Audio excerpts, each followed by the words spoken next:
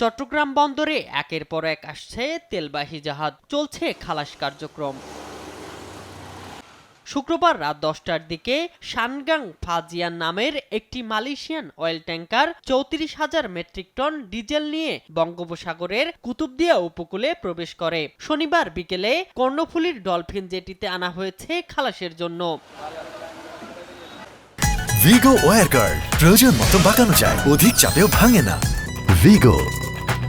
চুক্তি অনুযায়ী তেল সরবরাহ করেছে ইউনিপেক সিঙ্গাপুর পিটিই লিমিটেড নামের একটি প্রতিষ্ঠান।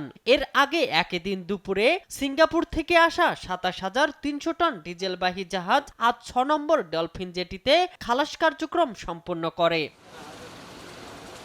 জ্বালানি তেল আমদানি ও সরবরাহকারী রাষ্ট্রায়ত্ত প্রতিষ্ঠান বাংলাদেশ পেট্রোলিয়াম কর্পোরেশনের তথ্য অনুযায়ী চলতি এপ্রিলে ডিজেলের চাহিদা প্রায় 4 লাখ টন।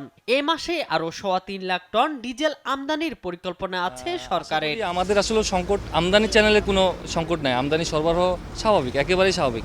এখন মানুষ আসলে পেনিক ব্যাংক যেটা এটা করার কারণে কিছু সংকট তৈরি হচ্ছে। সারা বাংলাদেশে প্রায় এই কিছুদিনের মাঝে প্রায় 4 লক্ষ লিটার ডিজেল এই জব্দ করতে পেরেছে এই আমাদের জ্বালানি মিনিস্ট্রি থেকে শুরু করে আমরা বিপিসি, তাছাড়া পুরো জেলা প্রশাসন বাংলাদেশের সারা দেশে মোবাইল কোর্ট পরিচালনা করতেছে। আসলে আমরা যদি একটু স্বাভাবিক যতটুকু প্রয়োজন ওইটুকুই ক্রয় করি তাহলে আমাদের এই সংকটটা থাকবে না।